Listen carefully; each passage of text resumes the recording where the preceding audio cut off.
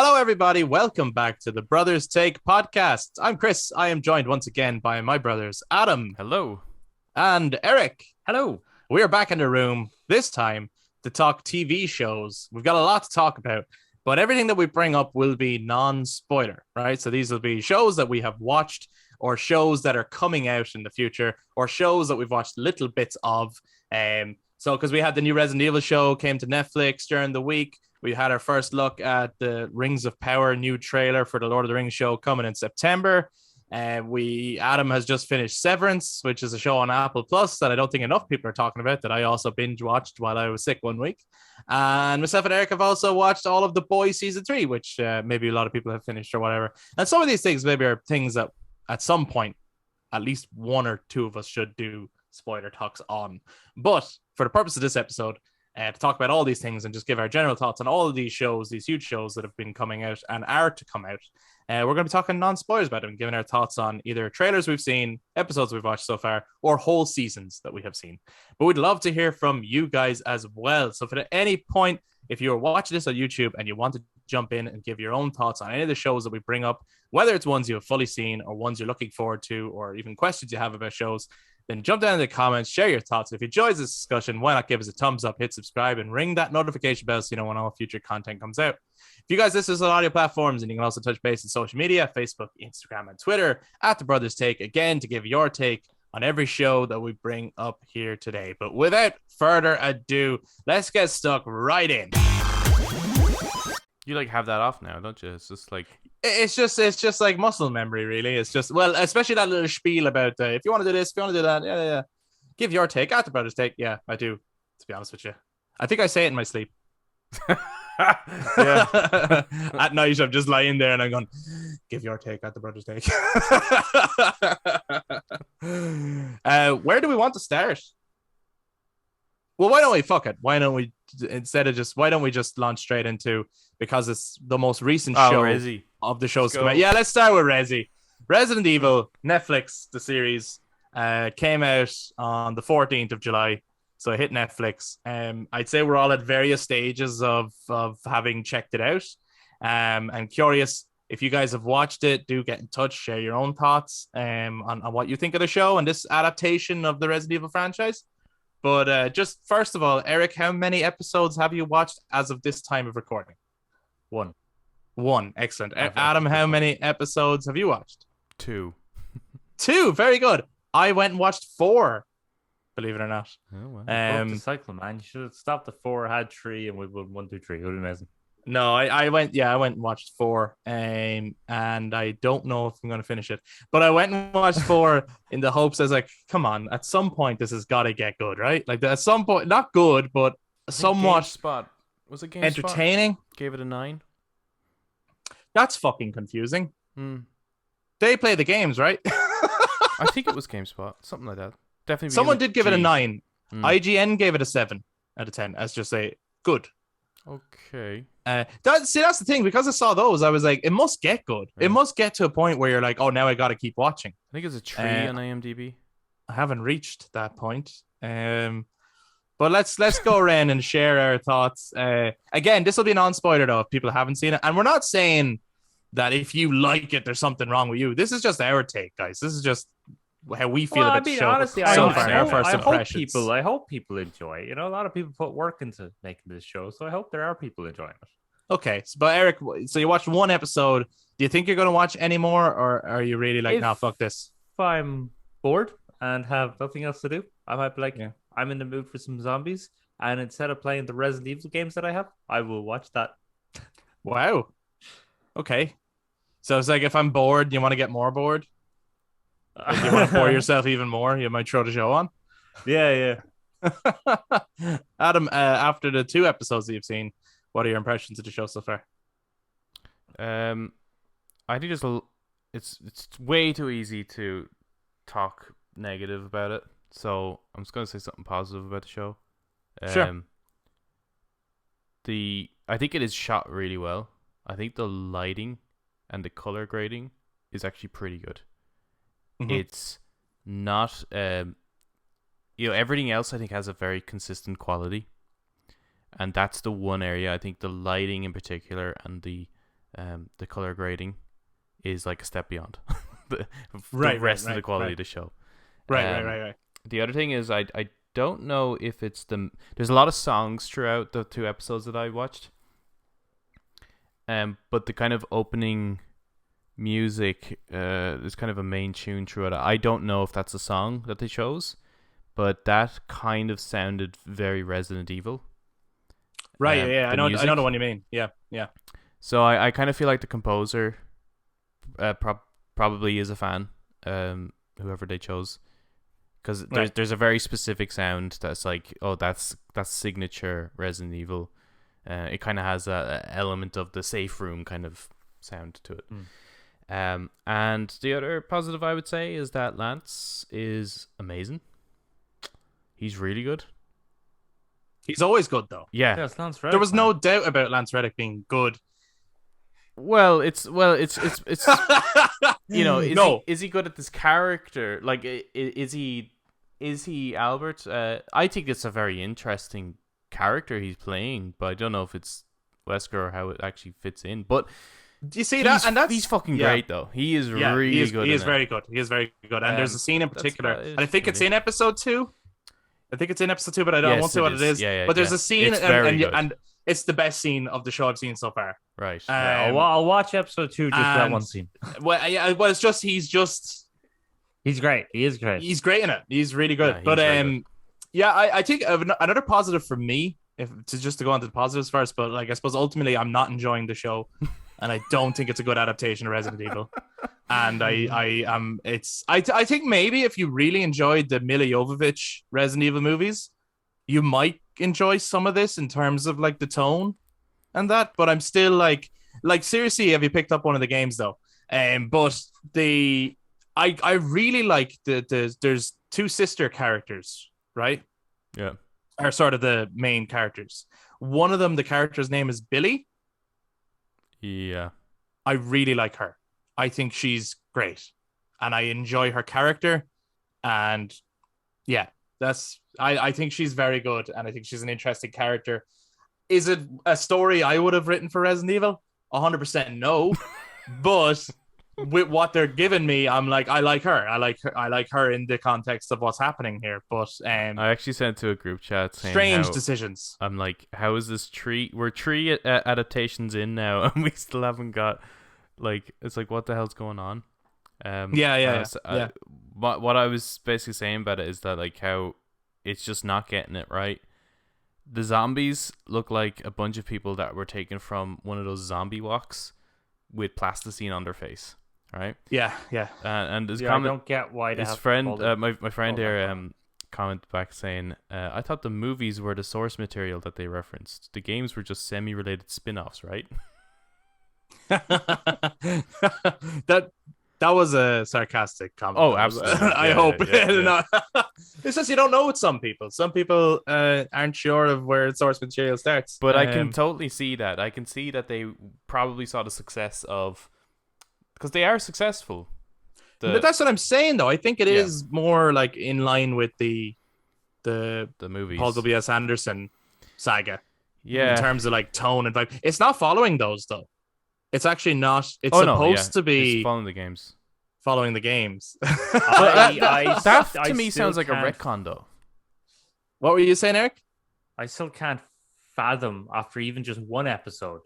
I still can't look and go, yeah, this I can somewhat see how, because it's just like, I mean, it's in the trailers. I'm assuming that Umbrella is like a big corporation and stuff. Yeah, sure. Yeah, in the trailer they have the whole Umbrella City.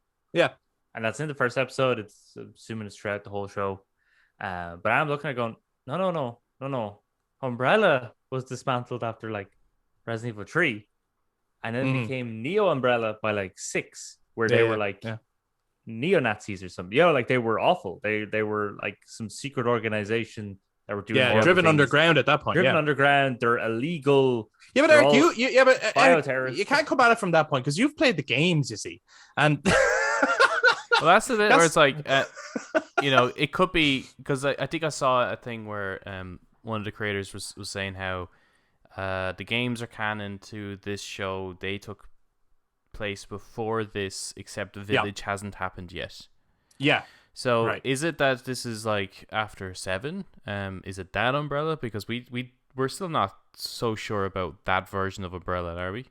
To my understanding, and obviously I've only watched 4 episodes, and I see if I'm going to finish this. Out of mild curiosity, I might, just to see by the end of it, will any of it have clicked where I'm Well, like, you're you know what, I get the decisions at this point. But right. from my understanding, they're counting up until Resident Evil 5, really. Okay. And so up to there is kind of the canonology of what this is based off of. See, I think that statement's an absolute retcon. I bet you they've actually didn't really look into the games as source material like at all. and when they were asked about it, they went, "Oh, yeah, no, this is after them." Yeah, no, Well, all that I would happened.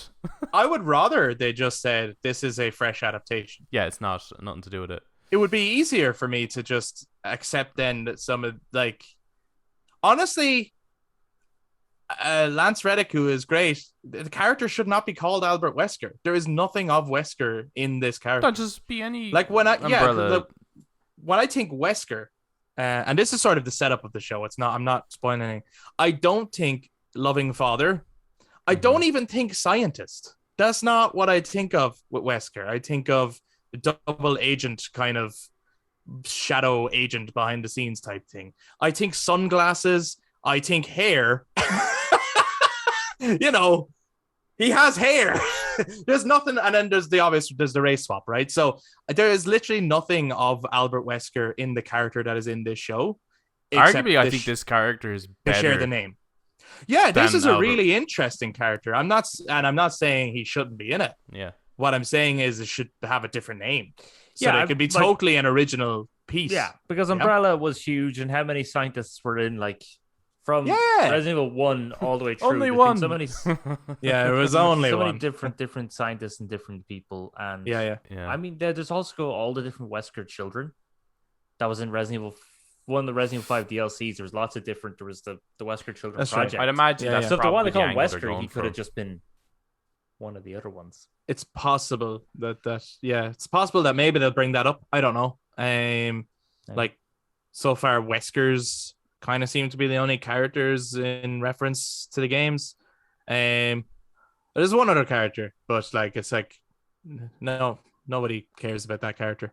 But it's also like very, I find personally, the performances are very inconsistent, and what I mean by that is some of them are quite good, and some of them are so bad that in contrast, it's just like a mess of a show. Like some of the performances are laughably bad, and like mustache twirling kind of. Oh yeah, like, yeah. That level of evil. I right? 100% thought that was Jack Black.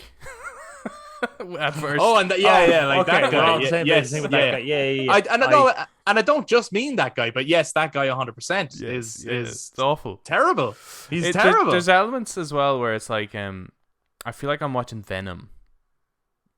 In terms of okay. It kind of has. Yeah. It's that quality. Now, if you love Venom, maybe you like this, but it just it does fall short in many of the kind of performance areas. And just what's going on too. I'm not compelled at all by I'm interested actually by Albert and what's kind of going on in his family life. That bit is more intriguing to me than anything else in the entire show. Yes, 100. Yeah, no, I agree, and I think it's weird that in a show called Resident Evil that is the most intriguing thing. I also think I remember like going in. It's like the sound of, I don't know why they're also fucking interested in the sort of post-apocalypse version of what Resident Evil would be, because I'm like, the whole point of Resident Evil is that the post-apocalypse is the threat, this is what will happen if this thing gets out. We got to stop it. Yeah. Like that's the ultimate end game fear of like, if the TV, that's why in the games Raccoon City has to be nuked, because if it's not that, like that's what they're stopping. Yeah. And so I don't know why in all the adaptations they're so obsessed with spending time in that rather than in the fear of that happening. Yeah, you see, yes, because in no game does that happen. There's no game you play. There's like no. well over 10 Resident Evil games. Not a single one of them is set in post-apocalyptic land. And then on top of that, where do you go? Where do you go with it? You just all of I a agree. sudden Yeah. antivirus and they're all gone now. The 6 billion zombies, they're all gone. Yeah. You know, it's just like you Yeah. have nothing to build up to. But if you're building up to Right. the apocalypse, Yeah. at least there's an end goal. At least people know where you're going to go with it. But this is just, it's not a good way to start with a zombie show.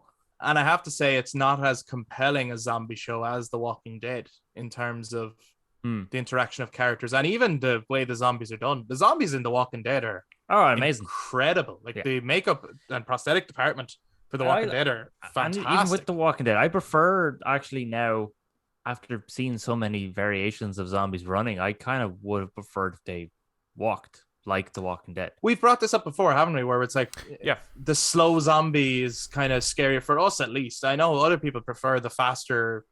I think it depends. Animalistic thing. I think it depends on the story. The story, the story and the setting and like if this is Resident Evil, they should be slow walking zombies, right? That's always been the way the zombies have moved, with the exception of maybe the Crimson Heads, right? They're a little bit faster. This to me felt like this is a 28 weeks later spin-off, not a Resident Evil.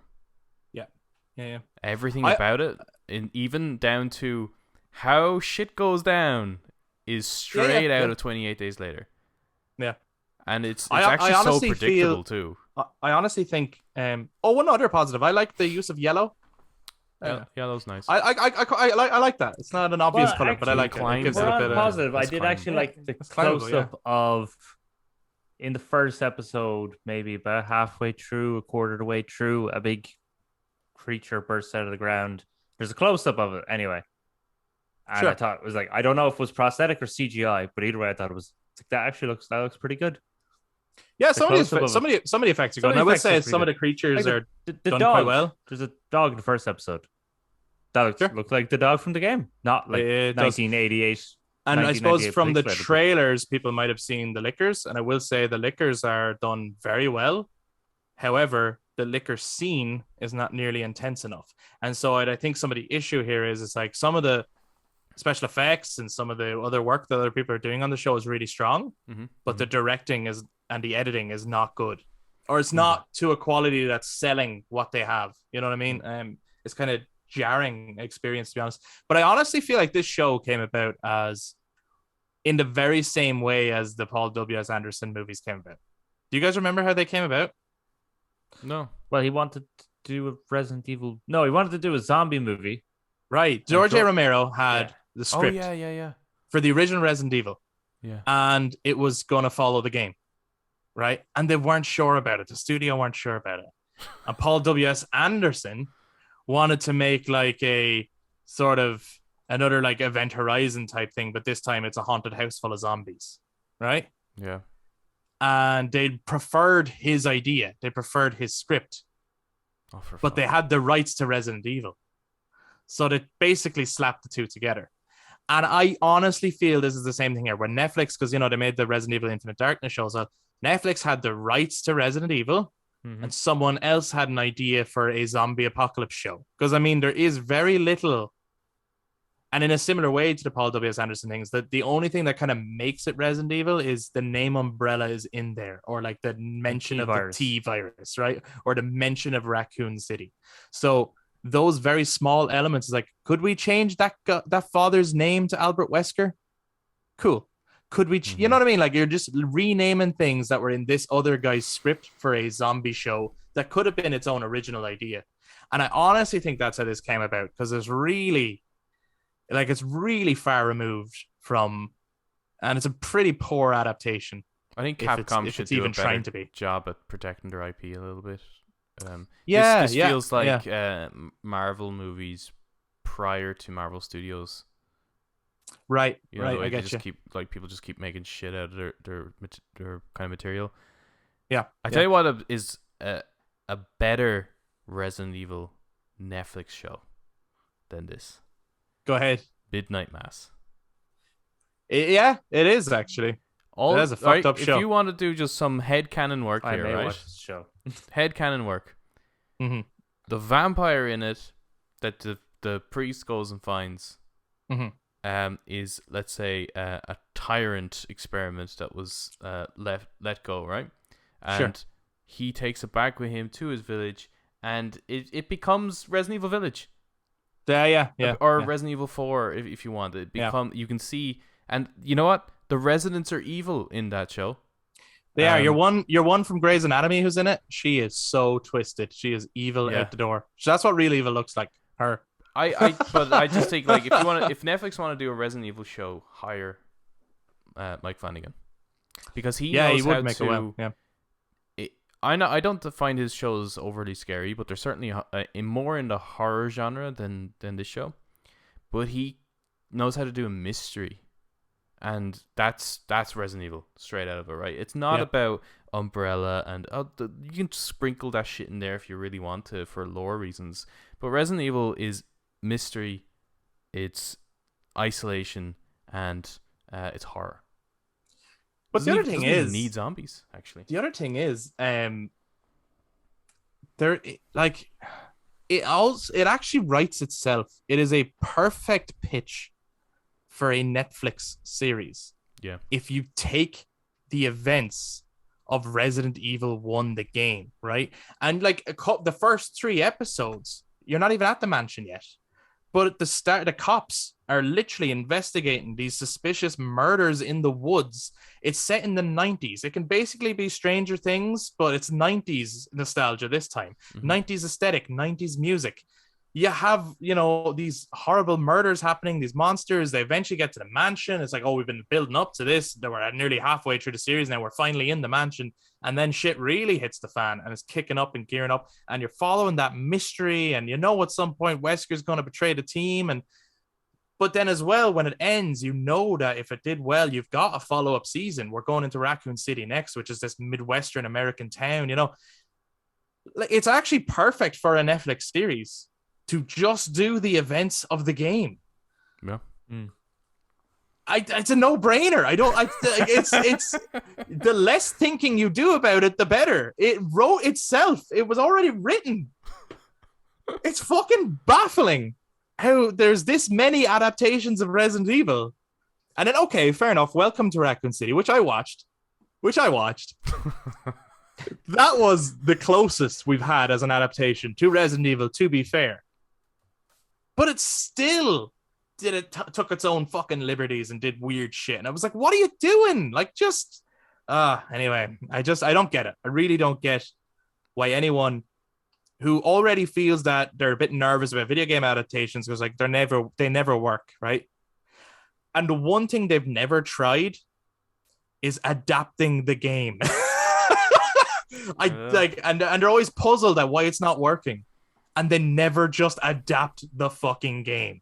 I'm interested in what The Last of Us show will be like, which I imagine the trailer is going to come out soon. There's a lot of teasers about it coming around the corner. Maybe it's going to be at the San Diego Comic-Con, which I think is coming up in the next week. But I imagine we're going to get that soon. Yeah, hopes are pretty low for that, aren't they? And I don't think it's not because of it, but it's just the area of video game adaptations, right? We just haven't had that right. breakthrough yet, and hopefully that's it. But if if everyone has their expectations low, then that probably will work out quite well for the show. It might do. Do you think it could work? Do you think if a show or a movie actually kind of very faithfully adapted the game, do you think it would work? Or do you think that maybe they know better than us and there's reasons they haven't done that and they're like, no, it's not adaptable, you can't do it, you got to do something new with it? Well, I don't even think they actually have to adapt. I think that's actually probably easiest way. But if I was told I'm going to have to do an original story for a Resident Evil show or a movie, right? Okay, like I said, Midnight Mass I think is a really good representation of doing an original idea that has a lot of things that are in common with Resident Evil. It's about getting how does Resident Evil feel? Look at Resident Evil 7. It reinvented itself. but it kept true to what made Resident Evil Resident Evil. One is fucking creepy house, you know, having the Resident Evil, things like that, right? It made the game special once you got to that point when it starts bringing in the Umbrella stuff. But you see, that's always and that's in 5 too, you know, you come to the laboratory and you come across the stuff about the progenitor virus. That's the payoff. That shit's like, you know, if you make it about Umbrella, then there's no reveal. Make it not about Umbrella at all, and then give you like a lore drop, and it's like, oh, cool, here's the connection. That's awesome. But it should be about the horror. It should be about isolation. And it should be scary. You should actually be a little bit like, when I play a Resident Evil game, I am nervous, and I play a little bit at a time, and I turn it off, and I go, I'm gonna play something else now for a little while before I go to bed, right?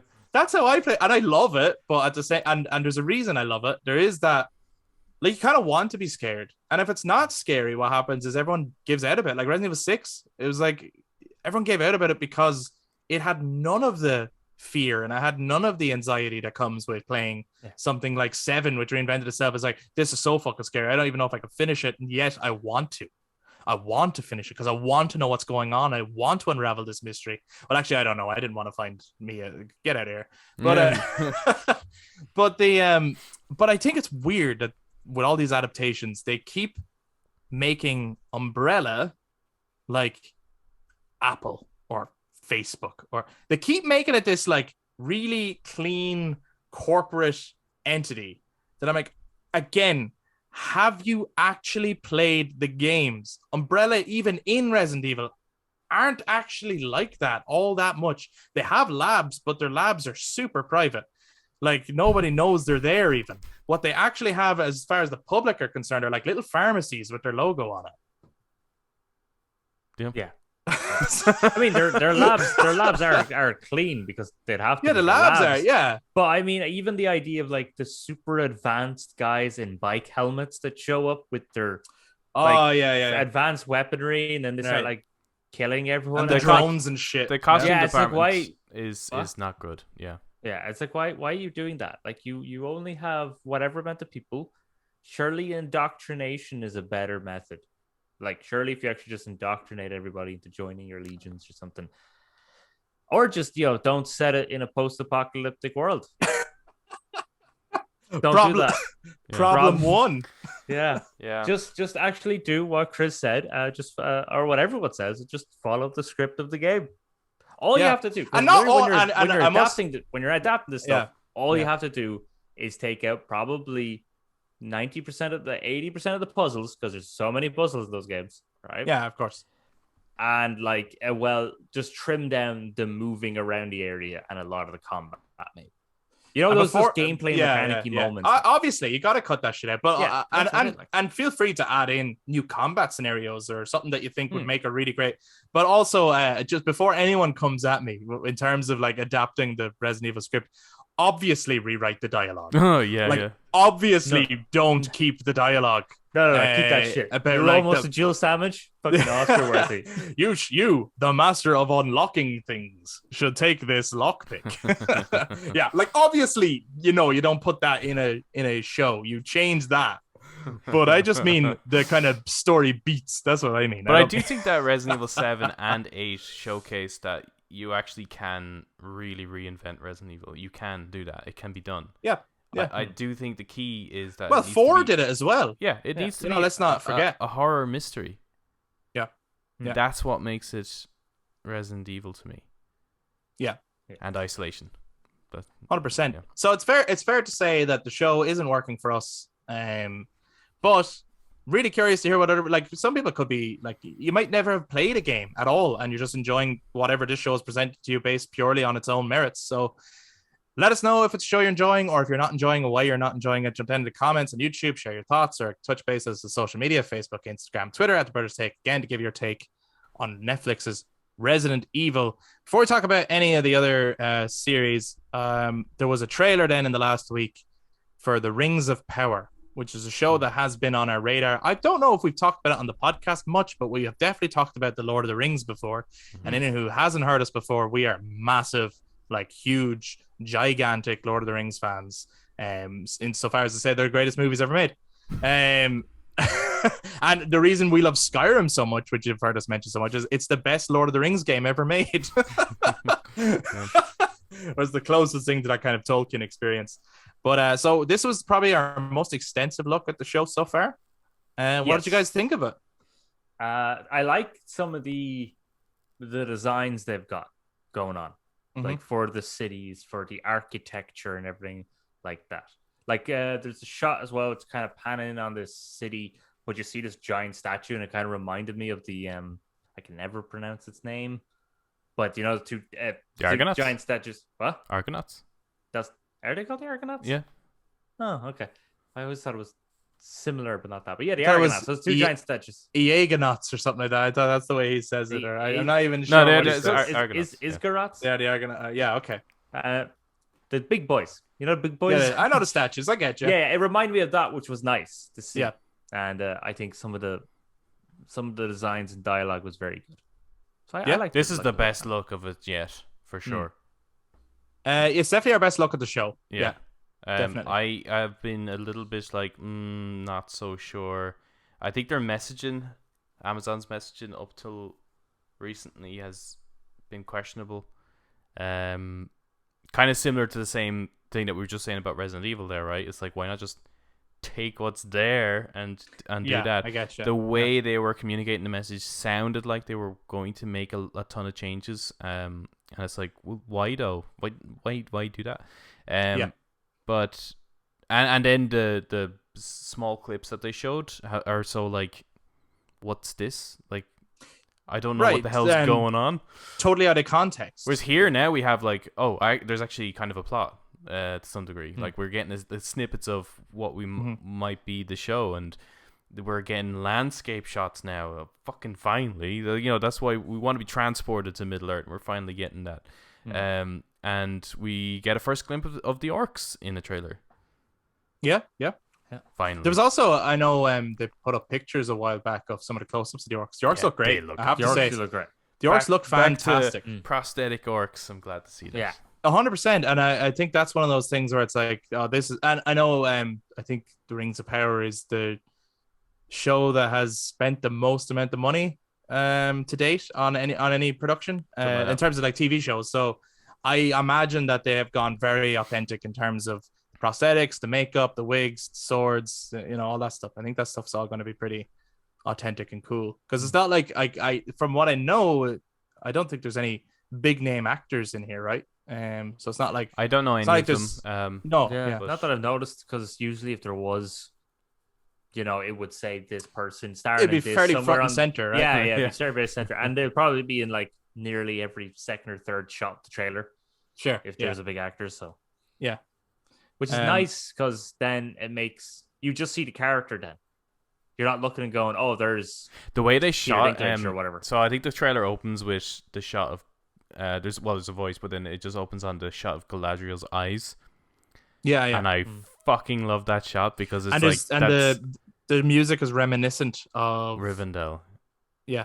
It's like a version of it. It's like that alone. I was like, this feels like we're back in Middle Earth now, because obviously her eyes. It's what you're waiting for, right? That shot was always so prominent in the Fellowship. It was like looking in on her eyes, and her eyes are obviously play an important role, especially in the dialogue that she gives about the things that she has seen.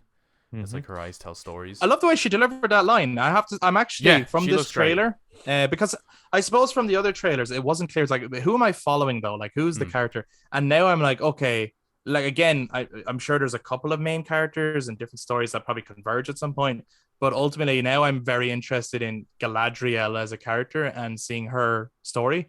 And I think this actor looks great. And I'm actually like this. I needed to see this before the clip of her hanging from a cliff with her sword. Like, that told me nothing, right? This told me far more about her and her character, and that she is very much someone who's like going to be maybe warning people who maybe aren't as worried about what's coming, but she's like, you have not seen what I have seen. And some of the visuals looked great. I'm still not fully sold on the show though, and I think maybe I won't be until I see that first episode, and maybe that's when it's going to be. And I don't know if it's just the way they're marketing it or whether I'm just a little bit worried or apprehensive about this whole thing. I don't know.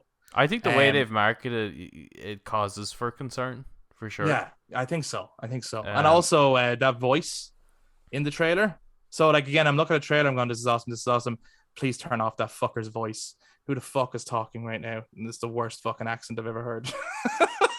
I don't know. It's one of the Harfoots or something. Oh, And it is an awful, awful accent. It is awful. I think the not Hobbits good. for sure are the one thing that I'm least interested about, and I don't think they were needed. And no, not at all. I think that's not at all. That kind of caused a little bit of a rift online, especially within like the Tolkien community, is that the Hobbits really wouldn't be around. Actually, I don't think they are at all. In fact, and I think the way the show runners were going was that, well, you can't do Middle Earth without a Hobbit. You know, it's like as if, which and I understand. I kind no, it's so wrong. It's so wrong. I get where they're coming from, just because the Hobbit is written from the perspective of a Hobbit, and the Lord of the Rings is written from the perspective of a Hobbit. And they're probably wanting to tap into that idea of like the storyteller being a Hobbit, but it's like, well, then just don't do this. Don't do this show. Then if that's what you're wanting to do, you don't do this show.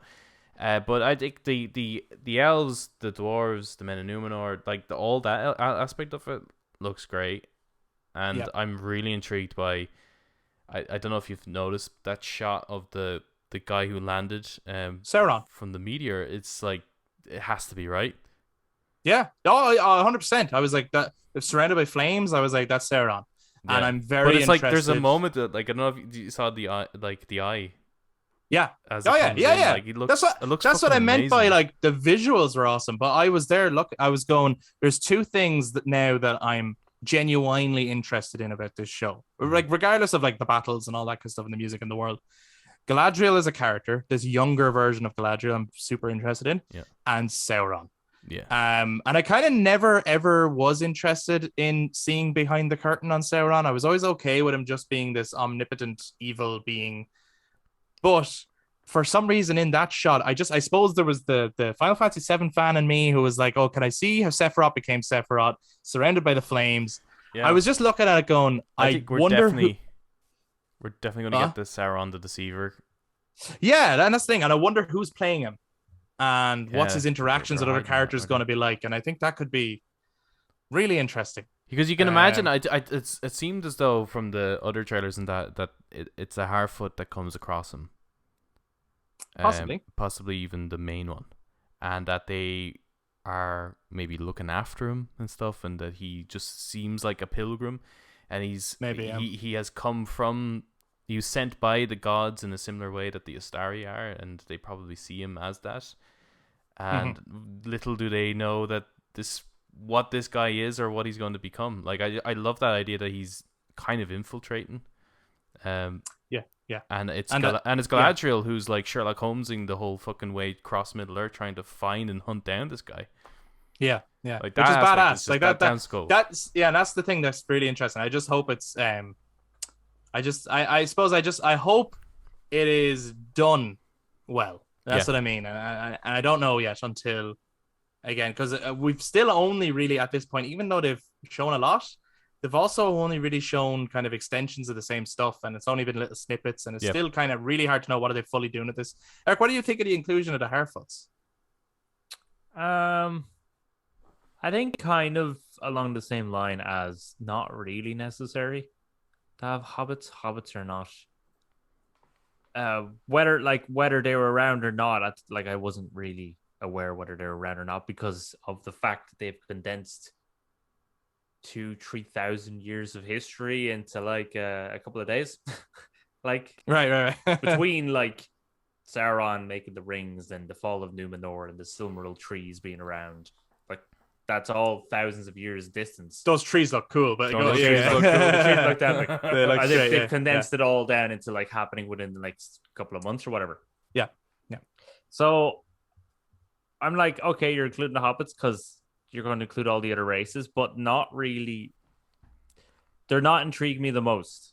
I got really intrigued by the architecture designs, so landscape shots, and the fact that yes, they're using prosthetics, they're using real armor, and they're using real, and the dwarves looked cool, like the huge kingdom that they had with when they were walking across. Like that's cool, and that means there's going to be an element of that political rift between elves and dwarves in it. Yeah, which could be really interesting as well. There's also a really cool shot of some of the like monsters. I thought in it, like there was like a version of a warg in like a pit fighting someone, and it looked great. And then there was like a troll, maybe a cave troll or something. You kind of want to see the back of it in the fight and stuff. I thought like I'm really excited to see all that stuff. I think that looks really cool, really great, and it's going to be probably a fairly action-packed show. Actually, I think it's going to be made well, but I am nervous of the performances. But and not on everyone, but it does look like Lord of the Rings though now. It's certainly looking closer to it, yeah. It looks closer to it. I still, for me, that's why I'm a little bit apprehensive. It's still not fully there for me. I don't know what it is. I can't pinpoint it. You're just want that Shire music to kick in and no. Something about it still feels a little bit Narnia-esque to me, and I can't pinpoint what that is. And maybe I'll never be able to pinpoint it. And maybe when I watch the show, I'll be like, I was crazy, man. but at the moment, it's still, I don't know. I'm more excited now for it than I was. But I'm not losing sleep over, I can't wait for it to come. You know what I mean? Like if it's coming out on September 2nd, if it wasn't coming out till December, I'd happily wait. Oh, I have to try. I'll have to binge watch that before I go on holidays. Oh my God. We'll just talk about it without you. Pretty close to it now. I think this trailer definitely sold, because there was a few extra things that we obviously haven't seen.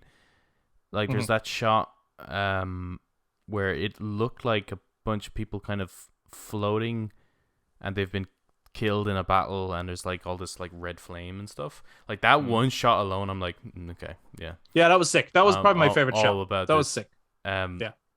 I think looking online, there seems to be theories about like what that actually is and stuff, and sounds like it could be dope. I don't know where they would place it, because it would be a war that would have happened prior to this show, but it would be what drives Galadriel and her motivation. So I think there is a slight shame in that in the time period that they've picked. Like I do wonder, and maybe by watching it, this will shut me up and I'll be like, no, they've done absolutely the right thing here. But I do wonder, would building up to the Battle of the Last Alliance have been a more interesting show to watch, like following Isildur and those events? Well, it will bring be. us that little bit closer to. Is it? That's surely. Well, Isildur Isildur and Elendil are in that trailer. Are they? Yeah. At least I think that's them. The guy at the end who says, So in the space of time between this and like the start of the Fellowship, Galadriel ages like what? Like. Yeah, so that's the bit that had phenomenally people well. That's what the bit that people had worried a little bit, is that they are condensing years down. I see now. Okay. So, but don't. So it will build. It will build up to the Last Alliance at some point. But it certainly won't be the end of this season. But no, it can't. It's likely the fall of Numenor or something would be the end of this season. Probably, but isn't like. Don't the Numenorians, they live much longer than the average human? So like Elendil and do live much longer. So there is I get that. There, but no, I just thought that those events would be like if you were going to do something that leads up to the Last Alliance, it's all covering maybe a shorter period of time. But I get that they've just decided to. It's like, well, we want to tell these an awesome show. We don't want to drag this out over thousands of years though. Like that would suck. Yeah. Even if it would be book accurate. That would suck. It would, because it'd be like because season next season, it's like all the characters you liked are all dead now, so we'll move on to new characters. Absolutely, it wouldn't work as a show. No. It wouldn't work. Absolutely not. It works on a page. The elves would still be alive. The elves would still be alive. There's another show that I'm watching. I'm kind of like falling off it a little bit, but it's For All Mankind, right? Okay. And that's a show that's based. Well, in every decade, actually. Each season is based in a different decade. And it starts off with that the Russians have landed on the moon.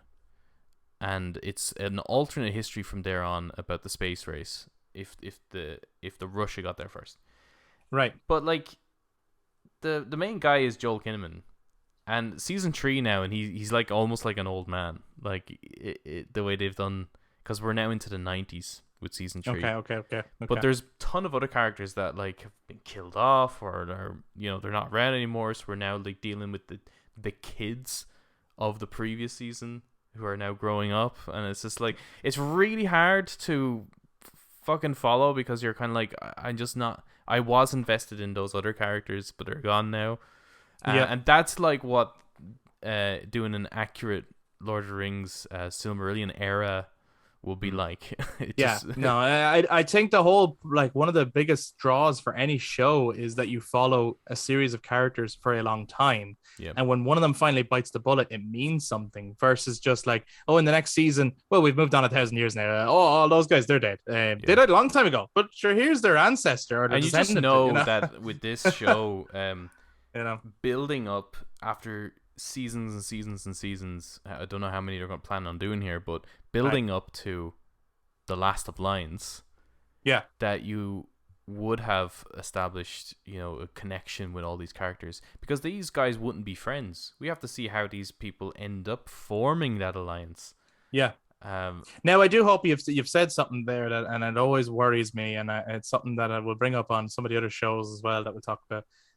But I don't know how many seasons they're going to do. Yeah, that always worries me about any show, no matter how much I'm into it. I think they said they have a plan for 5, but I don't know what that means. And if they do, and if it's successful, I hope they stick to that. Because, like with Netflix, right? And they're doing, 5 Stranger Things. Yeah. But Netflix were saying, please make more. And the Duff Brothers going, it's 5. We're finishing it after 5. Yeah. You can do a spin-off if you want. We give you permission. But the story ends and I applaud them for it. It has to. And the same thing happened with like Lost. Do you remember, like, they wanted Lost to go on for like 11, 12 seasons? Yeah. But the writers were like, we can't do that. It has to have an ending, or we're just writing for the sake of writing. Like, we need to know what we're working towards. So I prefer the idea of a show that's sort of like, that has sort of, not necessarily that they need to know what the ending is all along, but they need to know that we have this many seasons to wrap it up. So that they're working towards something always, and not just, we got to fill out another season. Because it's one of my worries about The Boys, which is another Amazon Prime series that fucking really enjoying, but I do have that concern about. I have that concern too. Will this ever have an ending, or will it just fizzle out? Adam, you haven't watched any of season 5 yet, or season 3? No, I haven't. Okay. And we're talking non-spoilers, obviously, not only because we don't want to spoil on Adam, but also because it's possible people haven't gotten around to seeing it all. But Eric, what did you think of season 3 of The Boys? I really liked. Oh yeah. Eight episodes. 8 episodes. They're all out. I really liked most of it. There's one particular episode where it does come with a warning. Yeah. Most of them come with a warning, but this one comes with a very. It's another warning. A loud warning.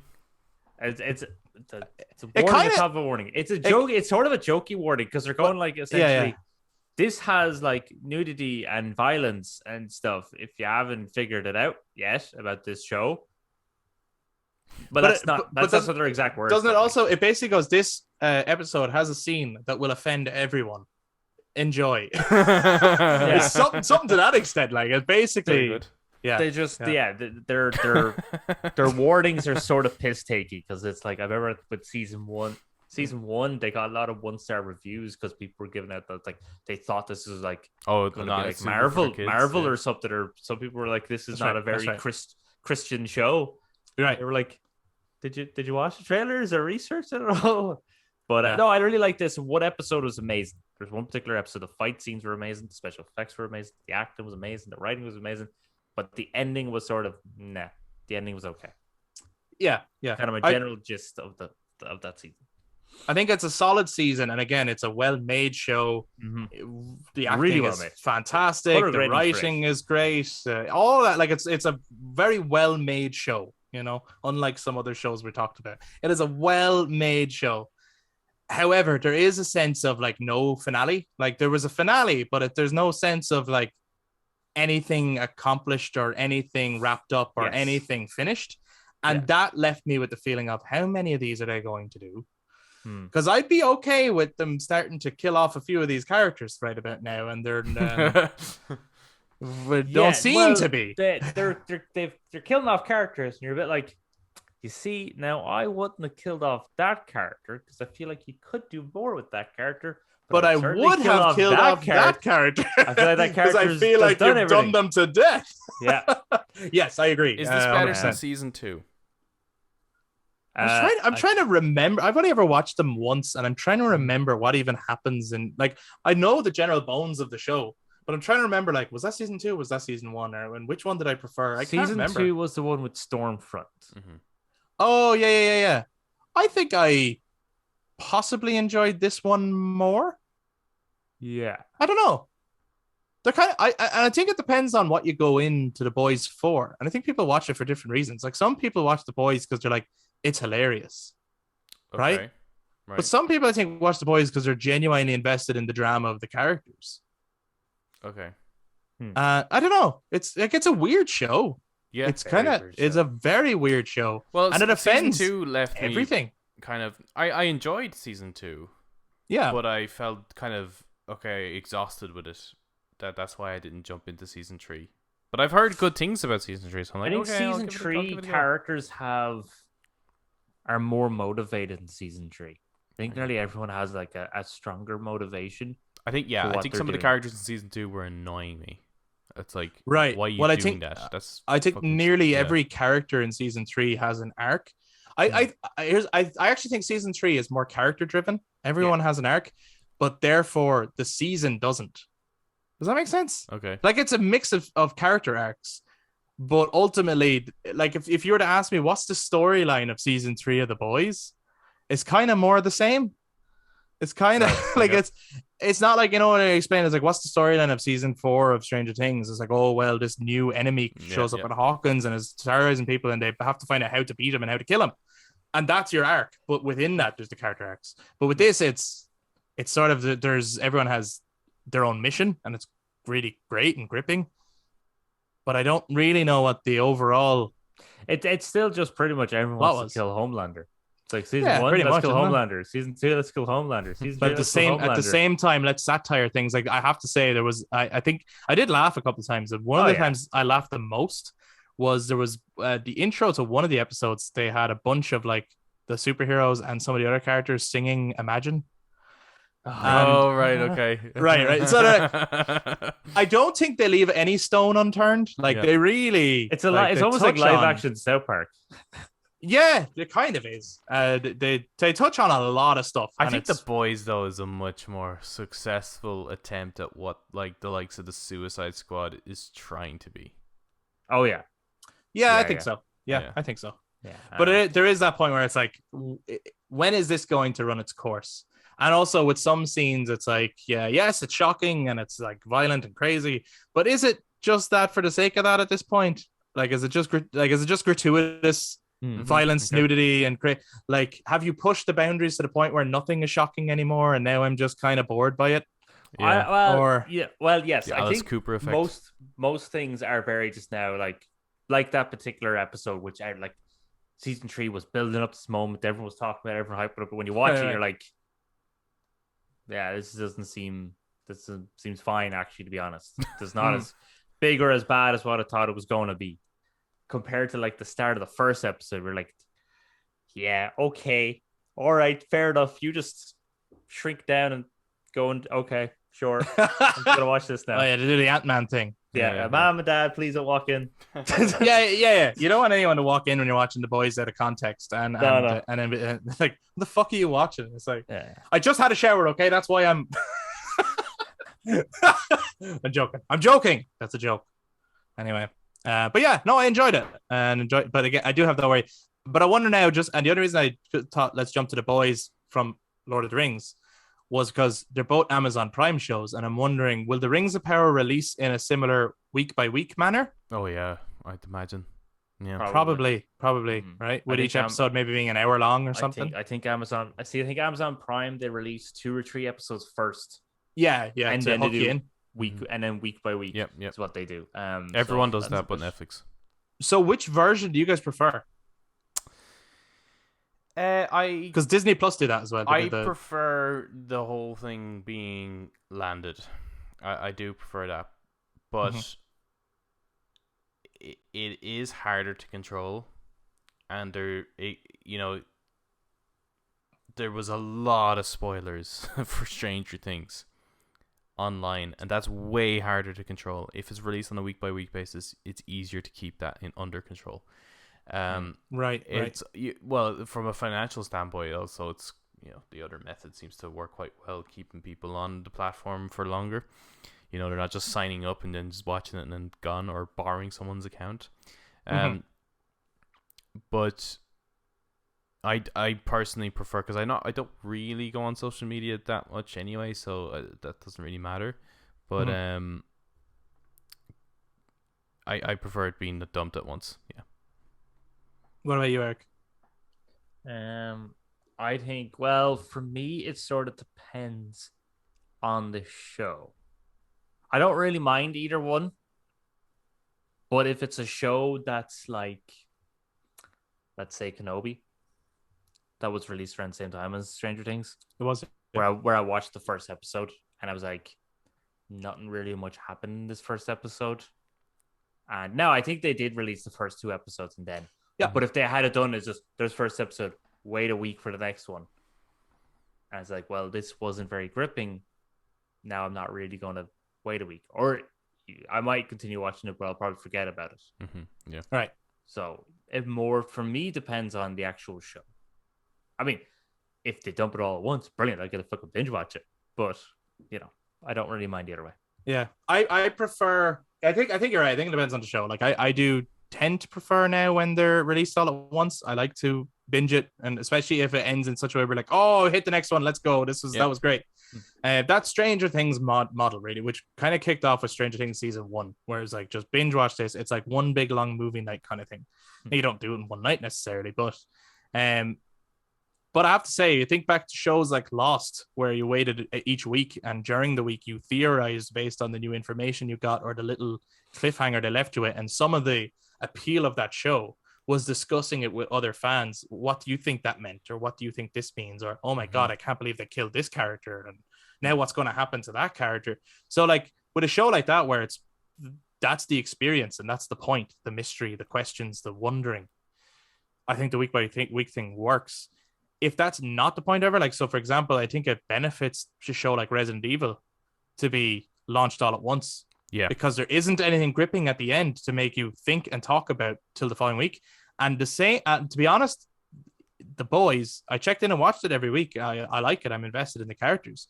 I think that show would benefit from being all out at once. It didn't always end with something where you're like, holy shit, I can't wait to see what happens next week. And what did that mean? And oh, what was the, you know what I mean? It was just sort of like, there would often be like something at the end that was a little bit shocking, but I was always perfectly content to go, oh, okay, I'll see you next week.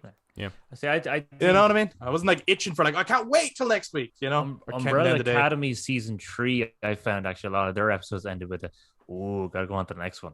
Oh, I haven't. Is it good? Actually, I haven't seen it. I think it's better than the second one. Oh, okay, good. Yeah, because because the second one, I lost interest, but the first season was pretty solid. First season was good. Second season was nah. Third season, I think they're now steering away from some of the other kind of kooky, weird stuff that they were doing the first and second season. Okay. And it's much more, I think, again, sort of developing the kind of characters and stuff like that. And I think they handled Elliot Page's transition, Vanya going to Victor. They handled that really well as well. They implemented into the story. That's cool. Like, but actually, speaking of those kinds of shows, then where it's like where it does work to wait a week for the next episode, right? And a show that not nearly enough people, I think, are talking about, Severance on Apple Plus. Right now, by the time I watched it, it had all come out. I don't know what way they released it. Do you know, Adam? Was it released in one go or was it weekly? They do release weekly, but that was a show that was I think start of summer or earlier in the year, so by the time I got around to it, it was already all out. But they always release weekly. Okay. With all their shows. Well, all I can say is, and we'll talk about it briefly, non-spoiler ourselves maybe, and Eric, if you have any questions about the show because you haven't seen it, but what I would like to say is, if you don't have Apple Plus, okay, or you're not that interested in his content, you can get a week free trial. Okay. And fuck it. Even if you end up over that week and you pay €5 for 1 month, this show is worth that fiver if you get charged it. Watch this show. I think you can get isn't it 6 months for the PS5? Oh, I don't know. Is that what it is? Yeah. 6 months you free get on 6 PS5, months free with the PS5. I seen that and I was tempted then. I don't know to trial it out. Maybe the Xbox just has for something this similar, show, but yes, yeah, you can. Well, there's a couple of good shows on it to binge, but yeah, but watch this one. That one. one is pretty good. Yeah. Watch this one, and then you will want to watch it's season 2. It's a slow one though. But that's why it's perfect to also watch now that it's all out. It is perfect. Well, like I was sick for a week, right? Mm-hmm. And then one morning I decided Adam mentioned this show. It sounds kind of interesting. I'm gonna try the free trial, and I'm just gonna like check out, the first episode, and if I like it, then I'll continue. Yep. Okay. There's 8 episodes? 9 episodes. 9 episodes. 9 episodes. I watched it all in one day. Holy fuck. So that morning, shit. I think I messaged Adam to say, this Severance thing is kind of cool. That evening, I had my tweet out to say, just watched it all. Can't wait for season 2. Yeah, I had nothing else to do. So, but it wasn't like I was only watching it out of boredom. I genuinely was like, I want to see what happens next. This is great. It's one of the more original. It's one of the more original concepts, I think, in a long time. Well, it's weird because you hear the concept and it sounds like it could be lighthearted, and it also sounds like it's like, oh, okay, well that's kind of interesting. But then it takes someone to go, no. You need to think about that though. You need to think about how complicated that gets, and that's when it gets more interesting. It's like so for anyone who doesn't know, the concept of the show is, these people have signed up for a severance program where there's a chip inside their brain, and when they go to work, it kind of activates and they forget everything that happened about their private life before they entered work. And when they leave work, it goes the other way where they forget everything that just happened at work. So basically, and this is the fascinating thing about it, everyone becomes 2 people because they have one life where they never go to work because they don't remember it. So they're like, as far as memory works, they're like, they go to work and then they leave work. And they're like, oh, great, I go home now. This is a great day. Right? So they just skip time. They skip straight to like clock out time. On the other side, though, you have a person who never leaves work. Every memory they have, they are constantly in work. They might be well rested, but they don't remember sleeping. They don't remember going out for dinner. They don't know if they have a family. They're not sure what they did before they came here. They're not sure. It's fucking fascinating. And it leads them to ask questions like, do I have a family out there? How did I get here? Why did I come here? Do I like this job? And then there's all these like great mysteries about them. Like it's the characters trying to quit the job. So like there'll be like a character who's like, I resign. I don't want to do this anymore. Fuck this. This life sucks. But then their other version sends in a video saying, I don't want you to quit. Stay there. So they're not allowed to quit. It's fucking amazing. It's so good. I think I have this chip in my head because you tell me the idea for this show every time you bring it up, and I forget the idea every time. I have to say it is I do think it is a slow burner. It's not a very exciting show. But the philosophical questions in it, the performances are amazing. The score is really good. It's really well directed. You'd be surprised who the director is. but there's a few different directors. But yeah, it was definitely the first 2 episodes I think are Ben Stiller. Most of them are Ben Stiller, including the last episode. And the last episode it goes from fucking like, yeah, this is alright, to holy shit, this is one of the best episodes in TV. Like it's phenomenal, that last episode. It's really good. Really, really good. And it does give you going like, fucking hell, I don't know how long we have to wait now till season 2. And if anyone is wondering the genre of the show, because like Adam Scott's in it and everything, and Ben Stiller directed it, and Christopher Walken's in it, and John Turturro's in it. I really wasn't expecting Christopher Walken to be in it that much. I thought he was just going to be a cameo. Amazing. He's really good. And actually, Christopher Walken. Hold on. In an interview, though, John Turturro is the one who asked for Christopher Walken. Really? Yeah, Really? yeah, and like Wow. I suppose, yeah, and that's a really fascinating chemistry they have in the show. But John Yeah. Turturro read through the script and he said he was going, for the scenes with this other character, he says I need it to be like jazz. I need it to be unpredictable. I need it to be kind of like you don't really know what the other actor's going to Oh, do with you. that's excellent. And so he said, so I think Christopher Walken would be a great pick. And Ben Stiller was like, because I watched the whole like interviews and stuff, and Ben Stiller was like, could we get Chris? Like, would he do it? And he's like, let me ask him. And he was like, yeah, I'll do it. That sounds great. And he is great in it. They're great. Their scenes together are so lovely and interesting and makes you think about all these things. But it's also, if anyone's like curious about the genre, because you might think, is it slightly lighthearted? It's a thriller. Is probably the best at a borderlines. It's not scary, but it kind of is if you think about it. There's kind of a horror undertone to the show, to be honest with you. Yeah, In terms of this, yeah. I don't know if I want to watch this. No, it's really good. I know, It's but am I very good. Considering I forget every time what the show's about, if let me tell me. I fucking watch the show and then I'll like start forgetting what the fuck I do. Also, I need to look up. I'm very interested. It would make a great play, actually, wouldn't it? It would make a fantastic play. Because it would. There's actually very little in it, and very few characters in it. Mm-hmm. Yeah, and they don't even. And that's the interesting thing too. There's kind of that element of like, and it made me think of Lost again. Actually, it's kind of an element of Desmond in the Hatch thing. Yeah, that's where that, yeah. They're not even sure what their job is.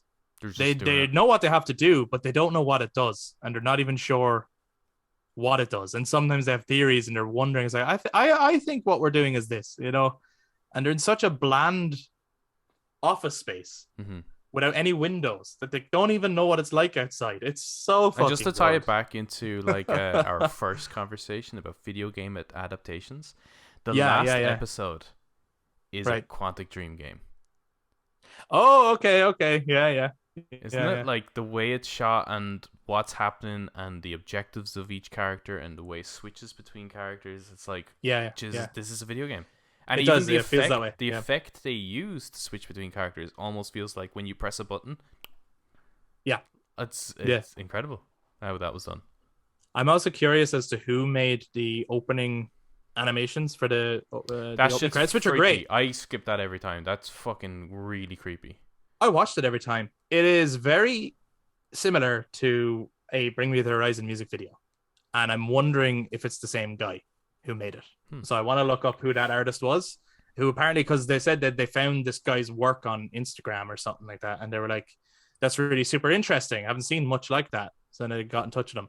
But I wonder if this guy worked on that music video, because I mean, it's very there's a shot where it's like, that's from that video.